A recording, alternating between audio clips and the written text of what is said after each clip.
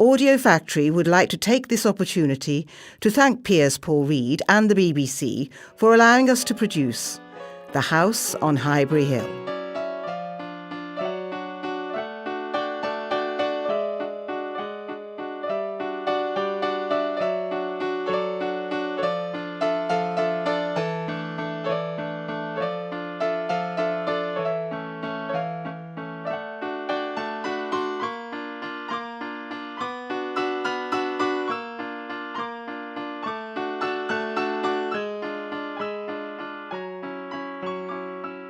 The House on Highbury Hill, a radio play written by Piers Paul Reed for the BBC.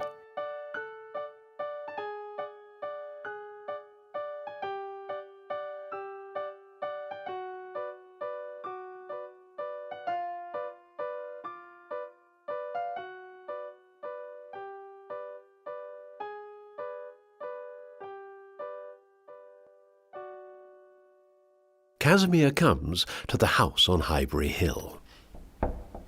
You go, Ethel, dear. Who can it be? Probably a parcel that won't fit through the letterbox. Not at 6 in the evening, Mother. How do you do? How do you do?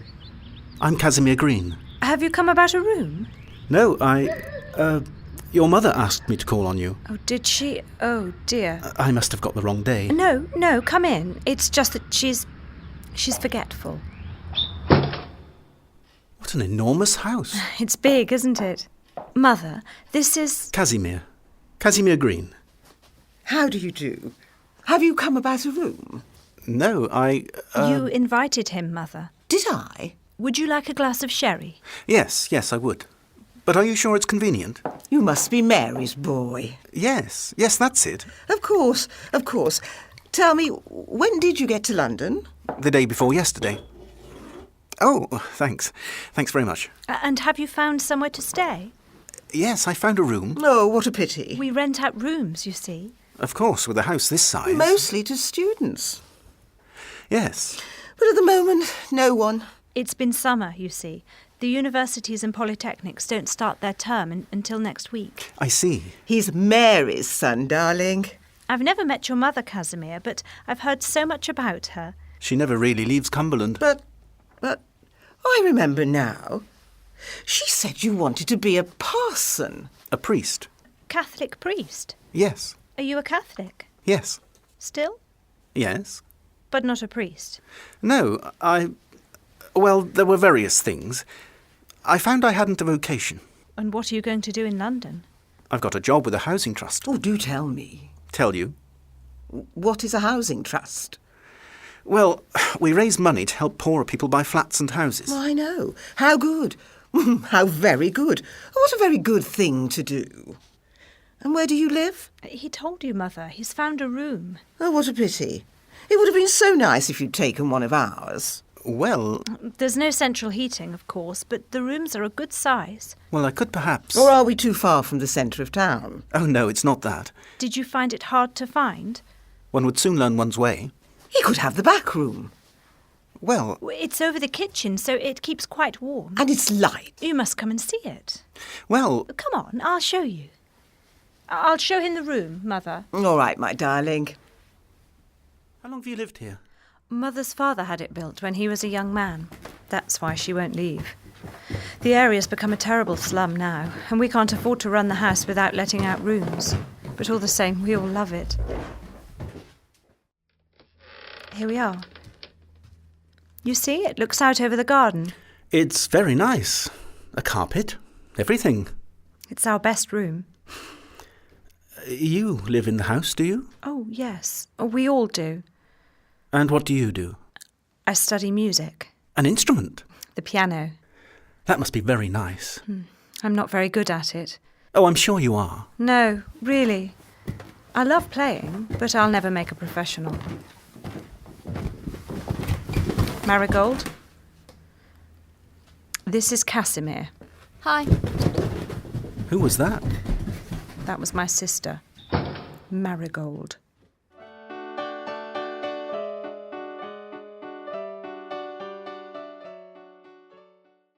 Casimir eats breakfast with the Andersons. Breakfast, Casimir.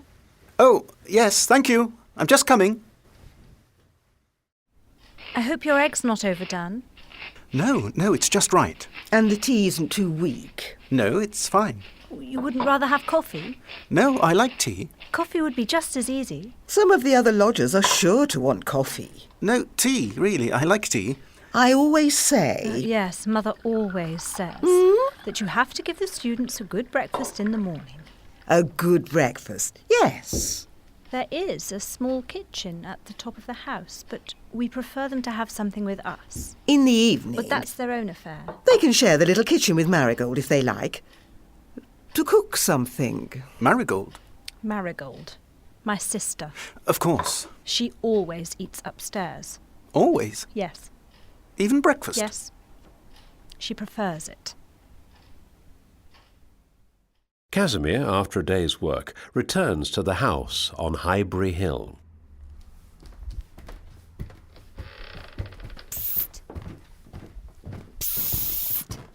Oh, good evening. Here, I beg your pardon? come up. Are you a lodger? Yes, that is... Are you going to stay? Yes, my mother and your Are mother... you a student? No. I work for a housing trust. I work in an office too. Really? Just a typist. Nothing interesting. Well, Did you notice that I wasn't there at breakfast? yes, The tea's too weak down there. You like strong tea? Would you like some? Well, not just now. I'll make some. This used to be the nursery kitchen. When we were young and rich, the nanny made tea for us children up here. Ethel wanted to make it into another bedroom. She said it was squalid having two kitchens in one house. But I think that's snobbish, don't you? After all, it was a nursery kitchen, and this is a lodging house, isn't it? I suppose it is. Do you like Ethel? Yes. I mean to say... Everyone does at first. She's beautiful, isn't she? She's so graceful. She is, isn't she? Are there just the two of you? Yes, just the two of us. Why don't you put on a record? All right. Which one? Anything.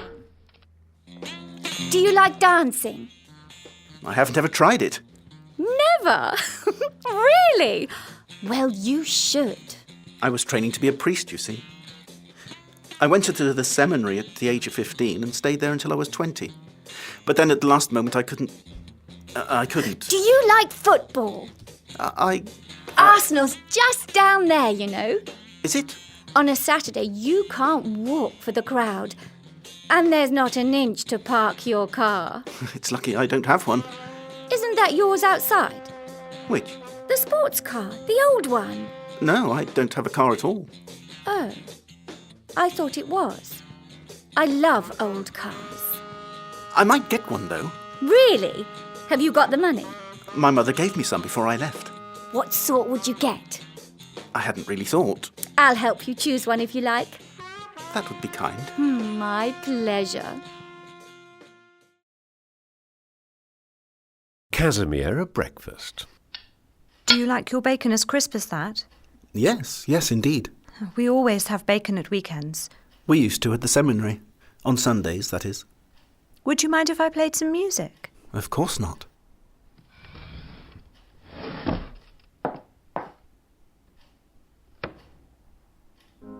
Are you sure you don't mind my playing? Not at all. It gives some people indigestion. Doesn't it, Mother? It gives Mother indigestion. It's such a gloomy day. Yes, it is. Perhaps one should go out. I never go out on a Saturday. There's nowhere to go up here. No shops or parks. There are trains. But that spoils it, doesn't it? Having to take a train. I suppose so. It's so nice to be able to walk out to something. Yes. But there's less and less to go out for. I go out as little as I can. To the college? Yes, to study and play. Don't you practice here? When I can. I prefer this piano. But people object. Next door? No, above. But there's no one. My sister. You met her, didn't you? Yes. On the stairs. I know. And Any other time? Yes, she made some tea. Upstairs? Yes. In her kitchen? Yes. I see. And the tea was strong, I dare say. Yes, it was strong. She likes strong tea. Did she? What? What else did she do? What else? Up there, besides having tea? Why, nothing. We played a record and talked. I see. No, well, it's just that I ought to warn you that Marigold, well, she takes after our father. Your father? Didn't your mother explain to you about our father? No, except she told me, well, that he was dead. Well, he's dead, all right. But... You've noticed Mother, haven't you? Noticed what? That she's mad. Not really. Well, she is. He drove her mad. It was all her own fault. He was, well, a bricklayer. I needn't say more. And she, a young woman from a progressive family, gay, idealistic, exhibitionist. So she married him. I see. There were 2 children, one like her, more or less, and one like him, exactly like him. Marigold. Madness followed, quite quickly. How awful, I mean... He spent her capital on stout, and died of cirrhosis of the liver when I was 10 and Marigold 8. And was your mother already mad? Yes. But thank God her father was still alive. He took her in, here, into this house in Highbury. We've lived here ever since. You 3? And the lodgers. Does Marigold drink stout? Yes, I think she does.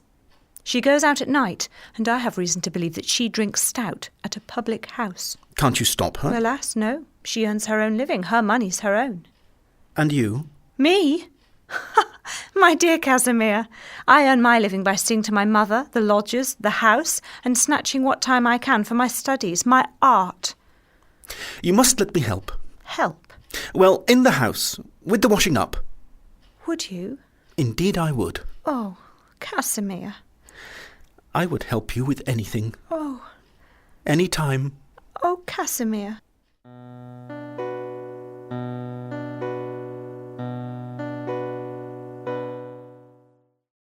Casimir and Ethel take a walk.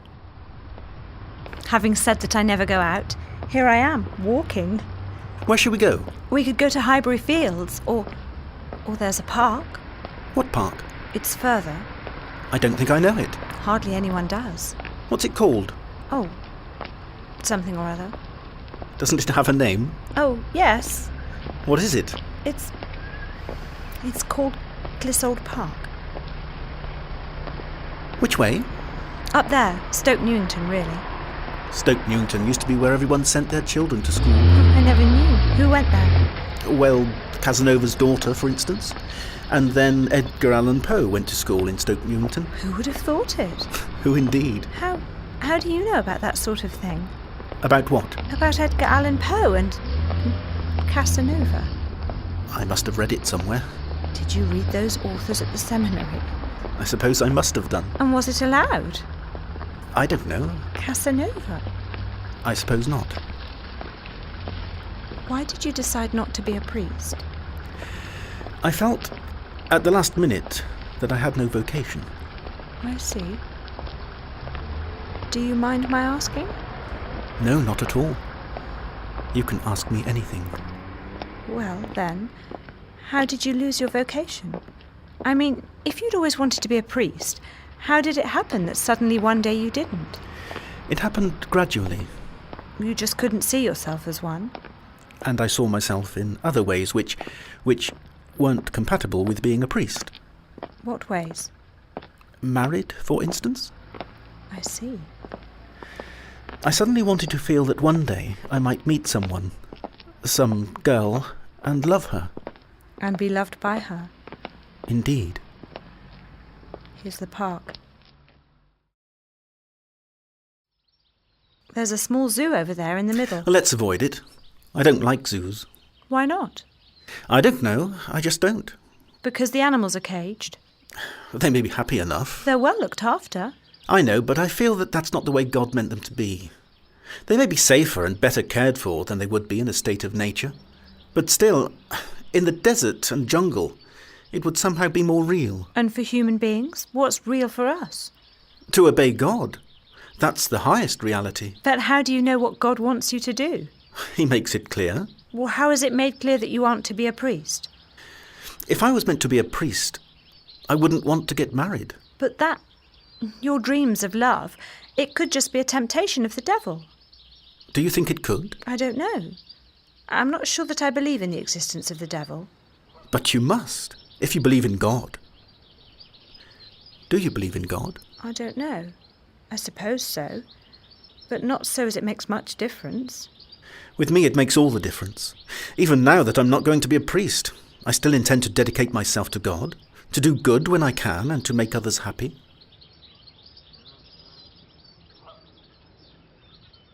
Tea the same day. Ethel, Yes?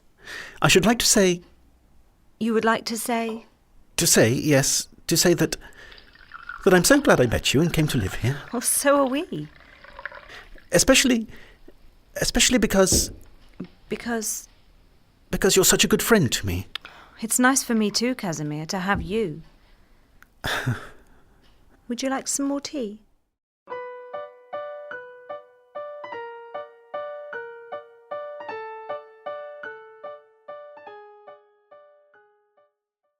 Later that night.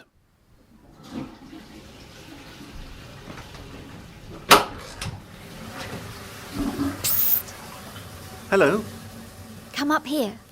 It's very late. I've made some cocoa. That's very kind. Come on. What did you do today? I went for a walk. I know. I saw you. I didn't see you. I was on top of a bus. I see. You went to Clissold Park Yes. with Ethel. Yes. Did you see the zoo? No. Huh? I was the one who didn't want to. I dislike zoos. I like them. Animals caged. They're comfortable. It's unnatural. Well, what isn't these days? Here you are. Thanks. Do you fancy Ethel? What? Do you fancy her? Well, I like her. To talk to, you mean? Not just to talk to. You fancy her then? Well, yes, a little. Only a little? No, a lot. Oh dear. Why? Well, it's no use. Why not? Is she... What? I mean, is there someone else? Oh no, it's not like that. Then I might. But it's no use. Why not? I'm not sure if it's for me to say. How do you mean? She's different, you see.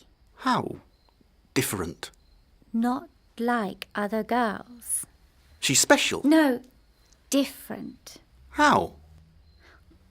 Drink your cocoa before it gets cold. Oh, yes. She's lovely to look at, isn't she? Yes. But you see, Yes. she's not a woman. Not a woman. No, not really. But of course she is. I don't know how much you know What about? about women. Well, a certain amount. I mean, have you ever slept with one? No. Did you have a sister? No, but I had a mother. We all had a mother. Yes, of course. Take your mother anyway. Do you know how you got into her and out again? Well, I thought you might not. I do. Being in a seminary all that time. But I do. Really? I mean, are you sure? Yes, a man and a woman. That's it. And a woman, well, she's not a woman. Ethel isn't. Not really. She looks like one, but she isn't. But surely... No, I mean to say you're a man, aren't you? Yes, indeed. You've got, well, what it takes. Yes. She hasn't. I can't believe it. She's like one of those statues. She looks like a woman on the outside, but inside she's not. Not. Solid as stone. Except it's not stone, of course. Not stone. No, gristle and bone, I suppose. But she's not a man, is she? Oh, no, she's neither. More like a woman, of course, because she looks like one. She does herself up like one. But when you come down to it, she's a freak. I really find it so hard to believe. That's why she hates me. Why? Because I am a woman. You are? Of course I am. You can stick your fingers up if you don't believe me. No, I do believe you. About her. I don't know. Well, if you don't believe me, look out of your window tonight. Why? She walks around the garden in her bare feet. In bare feet? Why? Why does she do that? She thinks it does them good. But aren't they all right? Her feet. Of course they are. But if you lack, well, you know what, then you start to fuss about other parts of your body. The feet? Yes. She thinks that if you walk on the grass in the dew, it's good for your feet. And she only wears her nightdress so you'll be able to see. See what? If she's a woman. But you said that outwardly... You won't see anything, but you'll be able to tell, won't you? Will I? From the way she walks and sits. I'm so little, well, acquainted with women. Just look. You'll see. Around 2 a.m. All right. After all, if she's not... I only told you to save muddle and disappointment.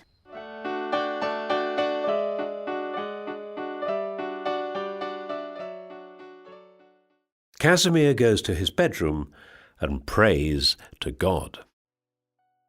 Please help me, O Lord. Please help me. I love Ethel, yes, decidedly I do. And yet, if she's not a woman, not truly, deeply a woman, can it be true? Could Marigold lie about it? She should know, shouldn't she? She and the mother. They'd be the only ones to know. Oh, Ethel, poor Ethel.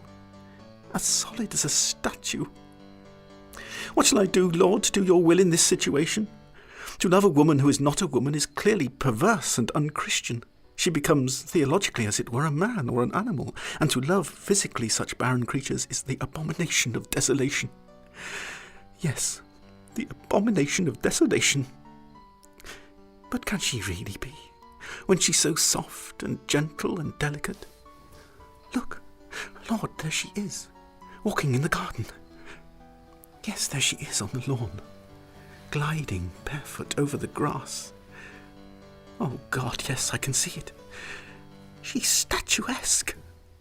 Her skin is white like stone in the moonlight. Oh, God, poor Ethel.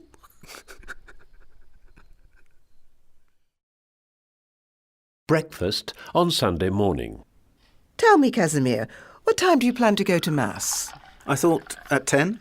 And to which church? St. Joan of Arc. Oh, yes, I always go there. Mother, you never do. Yes, I do. I was wondering, Casimir, if after church you would like to come for another walk. I would, yes, but unfortunately I have to go somewhere else.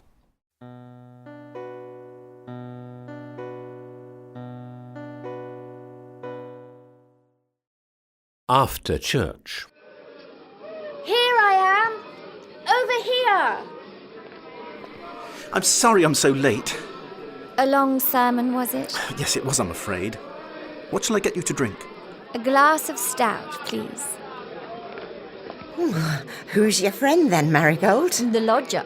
Quite a gent, isn't he? You keep off him. Sorry I spoke. I've had enough trouble with him as it is. It looks easy to me. Easy. He's just come out of church. Oh, I see. That sort. And he fancied my sister. Tricky. It'll be all right. I'm sure it will. Here we are. Ta. Marigold, Yeah? I saw Ethel last night. And? Poor Ethel. Poor Ethel. Can't something be done for her? Like what? An operation? An operation? Oh, no, it wouldn't work. I mean, you can't turn a chicken into a cat, can you? I suppose not, no. What you need is cheering up. Do I? We'll go dancing. I don't know if... Monday night. I don't know. I'll teach you. Would you? Oh, you'll end up a right raver.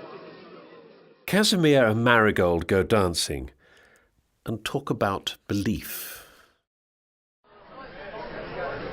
No, nothing. Absolutely nothing. I just don't see the need to believe in anything like that. But don't you ever wonder where you came from or where you're No, going? I don't. Never. But you must be curious. Idle curiosity. I think it's idle. People have been worrying about that sort of thing for thousands of years. No one has ever been able to work out one way or the other, so why bother thinking about it? But what about good and evil? Oh, that's obvious, isn't it? How obvious? Well, I mean, everyone knows it's wrong to murder or something like that. And steal? Yeah, I suppose so. What about when you're starving? Stealing bread? Well, that's different. Uh-huh. But it's got nothing to do with God anyway. The law courts deal with right and wrong without bringing in God and the devil. Come on, let's dance.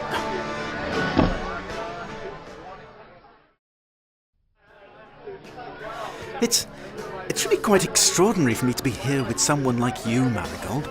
Because, well, I told you that I was going to be a priest. Were you really? A priest? If you'd met me a week ago, you'd have seen me in a cassock. A long black skirt? That's right. And a dog collar? Yes. I can hardly believe it. Let's sit down again. I hate this slow music. But even now that I've given up the idea of being a priest, God is as real to me as, well, this glass. In fact, more real, because our senses deceive us, don't they? With mirages and hallucinations. But faith, well, that, if you've got it, goes straight to the centre of your understanding. Nothing can be more real than that. Well, it must be a great comfort. Comfort? No, not at all. It makes things much more difficult. You can't just do what you like. You have to think first whether God would approve of it or not. Do what, for instance? Well, drink, for instance. This drink. I've had quite a few. Brandy and ginger ale. How would God approve? I should ask myself. Why shouldn't he? A drink leads to occasions of sin. Occasions of sin? What's that supposed to mean? Well, it means, say, for instance, that when I'm with you and I've had a few drinks, I start to think of doing things. What things? Well, such as kissing you. Oh, Lord, poor boy, that's not a sin. That's natural and nice. See, it's nice, isn't it? Yes. Yes, it is. It's so hot in here. Should we? Go out for some fresh air? Yes, why not? In fact, it's quite late. We might as well go home. Casimir and Marigold walk towards the bus stop, and Casimir thinks to himself. Love, true love, means wishing the best for someone. Wishing the best. And to sleep with her just like that because I am frustrated, because I want to know what it's like. That's selfishness, not love. No, I must be strong. I'll say goodnight to her on the stairs and we'll go out again and get to know each other, and perhaps one day, who knows, we'll be married, and then on the night, the wedding night, I'll know. I'll discover what it's like. What a lovely night. Casimir and Marigold return to the house on Highbury Hill. Casimir is seduced.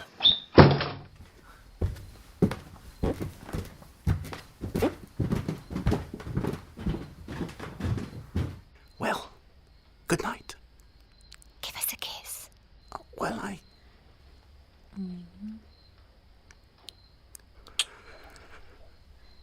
Come on, What? Coco. Oh, I... Come on.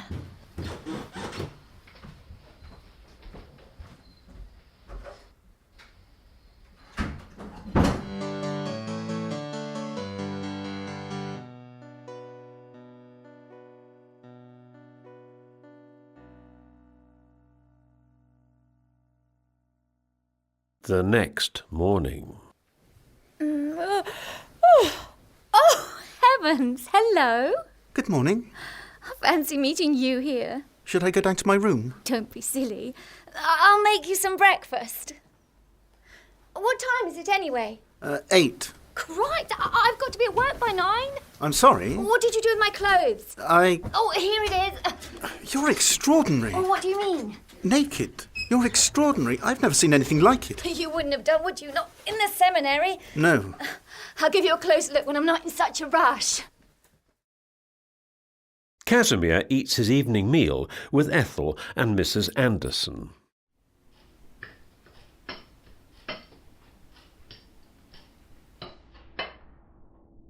I await love as a closed flower awaits the sun, and love will come just as the sun rises. There is a man somewhere who expects me as I expect him. He dreams of me as I dream of him. Already we are dedicated to the idea of one another. He will be strong, his will as strong as his arms, his mind set in certainty, his movements confident, his whispers full of authority and kindness. We shall have children with smiling eyes and open faces who, as young men and women, will cup us in their arms as the skin stretches over our bones and we die. Marigold told us about you and her, Casimir. Oh, dear. When is it to be? What? Your wedding. It isn't decided. She said she knew of someone who would take over your room. My room? Well, since you're moving upstairs. Of course. Oh, it's not like the old days. I thought... He didn't touch me until after we were married. And then, though his hands were rough from the bricks, they fluttered over me like a poet's. Casimir, now married, visits Mrs. Hendrickson to ask for money to house the homeless. My dear boy, of course, of course. How much? How much? I mean, I hate to live here in this house. All these rooms, with whole families in damp basements. Precisely, Mrs. Hendrickson. In damp basements, where their clothes and sheets are never dry.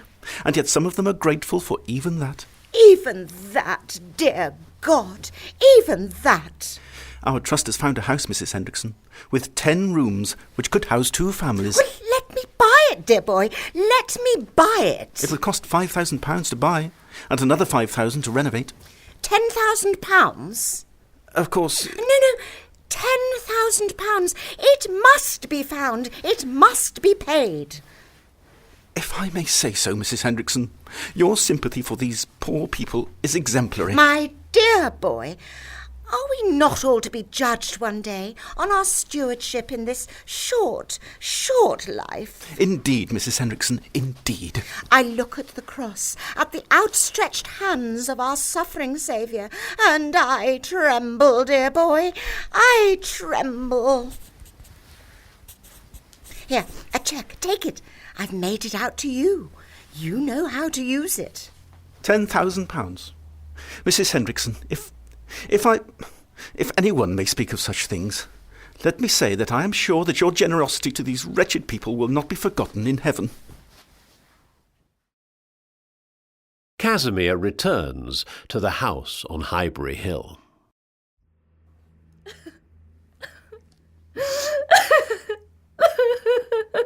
Marigold, my darling, what's the matter? I can't take it.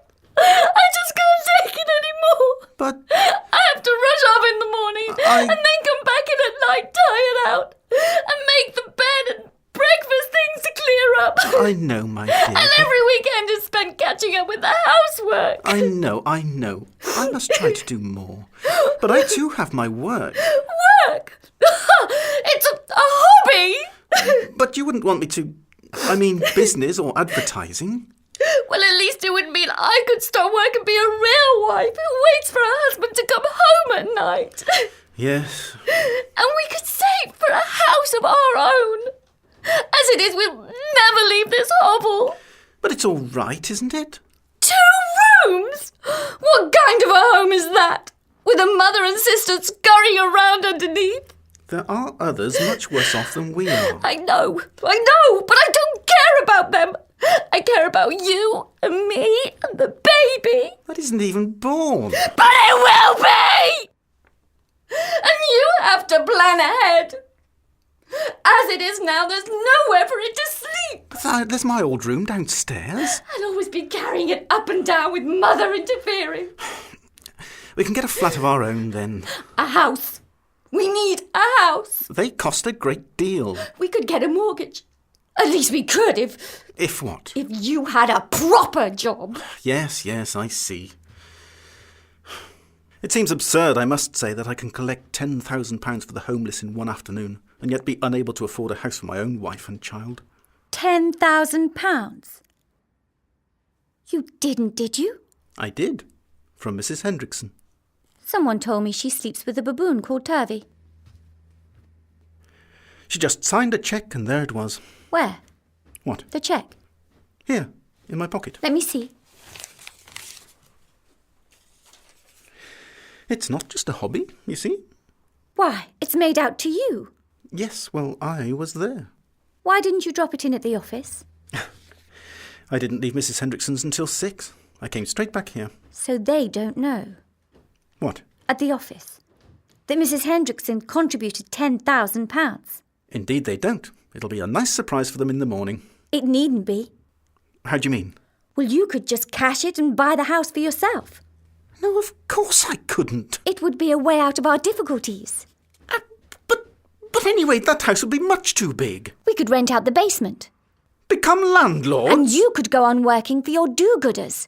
You wouldn't have to work in business or advertising, which you would otherwise. It would be fraud. Not really. If you look at it my way. Like this. You'll go on collecting money for the homeless, and you're obviously good at it, to judge from this afternoon.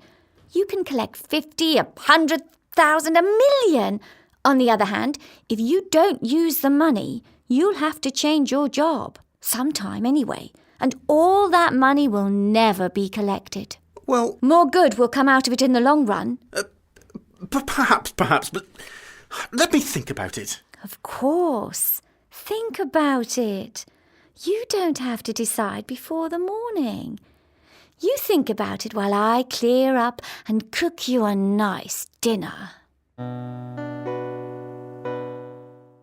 Later that evening. Let's go to bed early. Poor Marigold, you must be so tired. Not tired, exactly. Before sleeping, Casimir says his prayers. Oh, God, please help me to decide if it would be right or wrong. Hurry up! I'm just coming. Can it ever be right? Can the ends ever justify the means? No, never. I won't do it. Amen. Turn off the light. Go on. Oh, you're so cold. Oh, I don't know why you don't say your prayers in bed. I'd fall asleep. Not with me beside you, you wouldn't. Is it really true? About Mrs. Hendrickson and the baboon? Well, there's no smoke without fire. Sweetheart, have you decided? What? About the money? I don't think we should.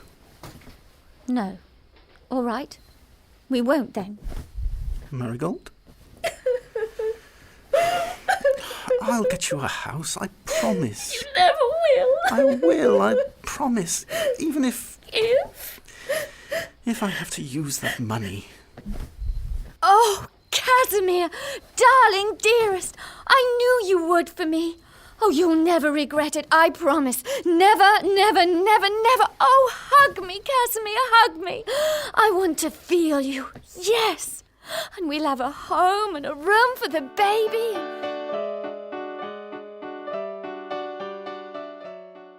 Next morning at breakfast. Who do you think will rent the basement flat, Casimir? I know a lot of families who need a home. A family means children, doesn't it? It's couples with children who find it so hard to find a place to live. But children want to play in the garden, wouldn't they? Yes, indeed. And if I planted roses, they'd pull them up. You can ask them not to. And if I wanted to sunbathe, the husband would be there, staring at me. You've got to put up with that sort of thing. If you share a house. But you don't, Casimir, you don't. If you get a couple of queers to rent it, they never use the garden, and you can get more rent that way. More rent? Good God, woman, what am I to become? A profiteering landlord? Don't shout Not so, Casimir. Mum and Ethel will hear us and think we're unhappily married. I don't care if they do. And don't get so angry. After all, we'd just be doing what everyone else does. Everyone else, indeed. So I'm to be like everyone else? And what if everyone else goes to hell and I want to go to heaven? That's very selfish of you.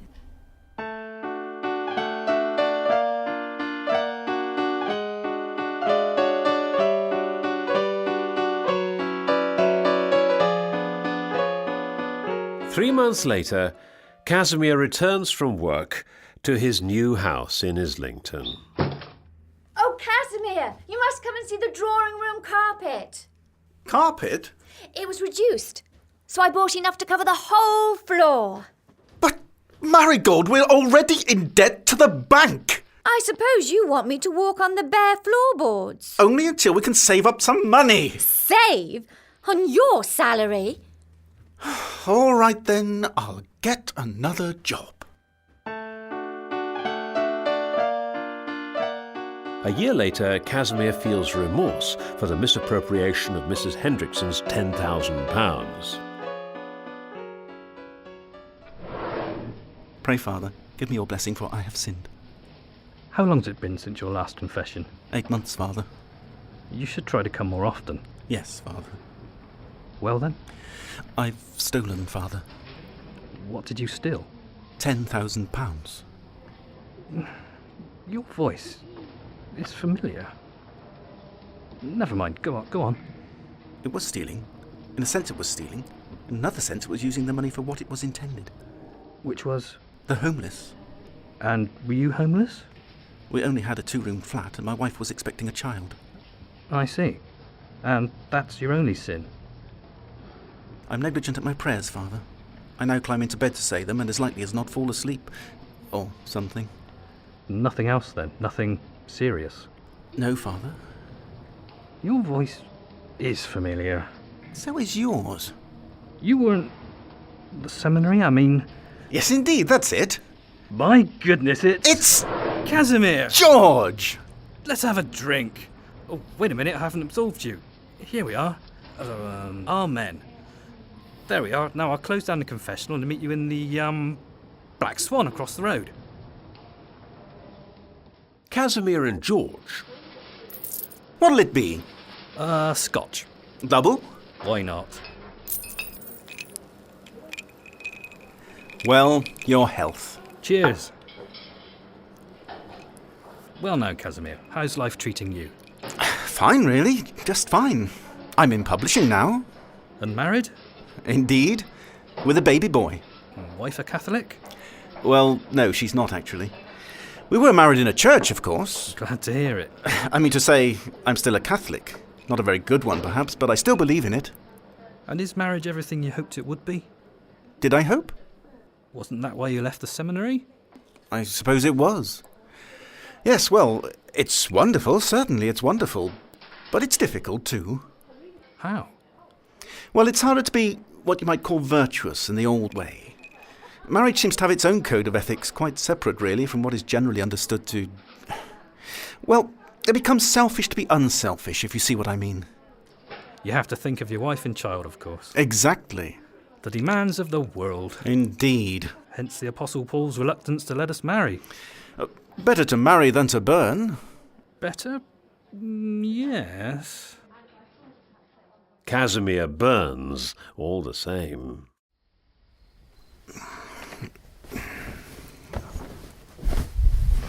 What are you doing, Casimir? Well, I thought... I can't understand it. We have a large bed, yet you seem to want more than half of it. It was only... Thereby, in some sense, squashing and bruising me. I'm sorry, but we did used to. Oh, that. You mean you were leading up to that? I thought we might. No, it's out of the question. We never do nowadays. I don't like it. Why not? I don't know. Why should I know? Won't you ever? I doubt it. Not anymore. After all, once you're married, it's not forbidden anymore. Not forbidden, no. And if it's not forbidden, it's not exciting. And if it's not exciting, it's bloody ridiculous. Find someone else, if you like. I mean, If you really want to do it, find someone else who wants to do it too. But you'd be jealous, surely. Of course I wouldn't. Anything to keep my side of the bed nice and cool and clean. Who? Who do you think might like to do it? I don't know. Try Ethel. I know she likes you. I thought she couldn't. Why on earth not? I thought she didn't have... I thought... You didn't believe that, did you?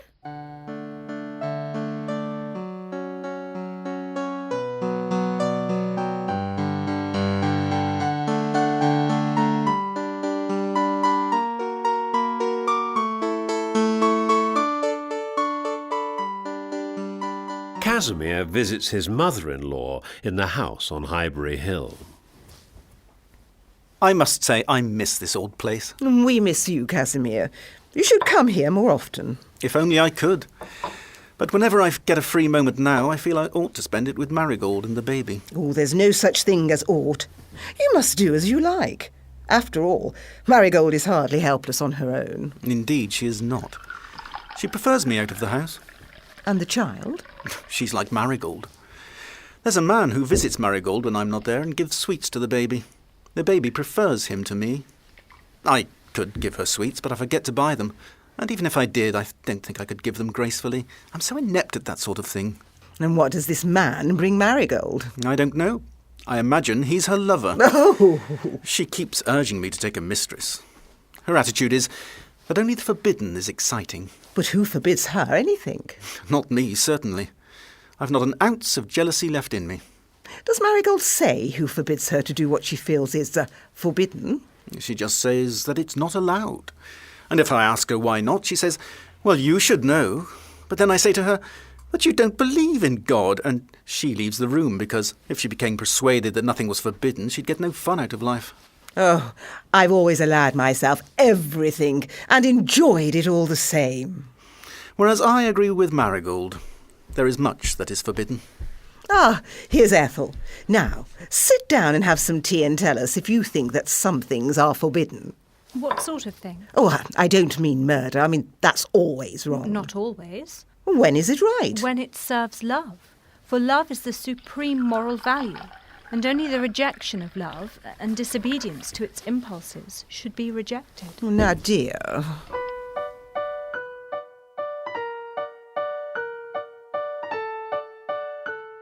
Casimir, now Ethel's lover, confesses to his sins. I'm an adulterer, Father. And what else have you done? With my wife's sister, Father. And does your wife know about this? She suggested it, Father. And she doesn't mind? No. Well, certainly it's the modern world we live in, with modern standards and values. And who knows what we'll be thinking about these things in 1,000 years. After all, King Solomon himself had several hundred wives, with the blessing of the Lord. And there's no saying that we won't be going back to the situation like that. But, Father... Well, certainly, for the time being, you should regard what you've done as sinful and try not to do it again. But don't let it drive you out of the church, my son. Sure as anything, God will understand the special circumstances that led you into the situation like this. And if you say 3 Our Fathers as penance, I'll give you absolution. Casimir at home. Why should I always wash up and dry up and clean and cook? You don't! This isn't your bloody Middle Ages, you know. I often... Don't go spouting St. Paul at me. Casimir with Ethel. Oh, Casimir, Casimir, to think that all these years our love, like a bulb beneath the frozen ground, has waited for the warmth. This warmth we feel.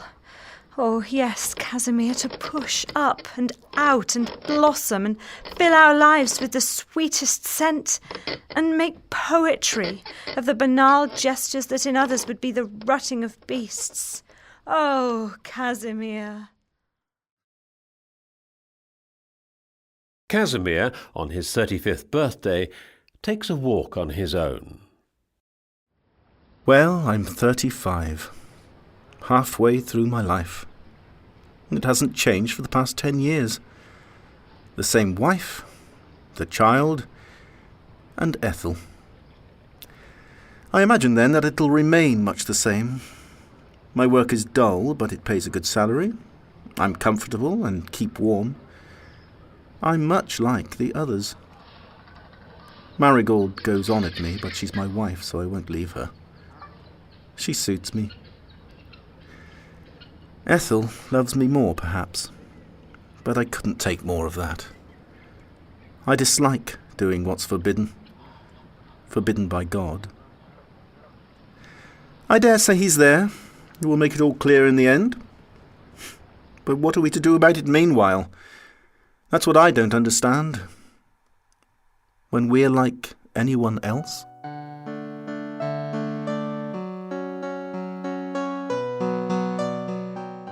The cast is as follows: Stephen Perry as the narrator, Robert Prince as Casimir, Angela Bell, Marigold, Sarah Vennet, Ethel, Elaine Hain, Mrs. Anderson, Diana Dean as Mrs. Hendrickson and Marigold's friend, David Newbury as George, and Gary McGinvin as the Irish priest.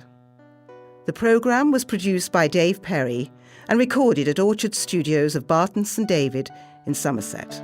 This was an Audio Factory production directed by Robert Prince, with additional direction from Aaron Dutton.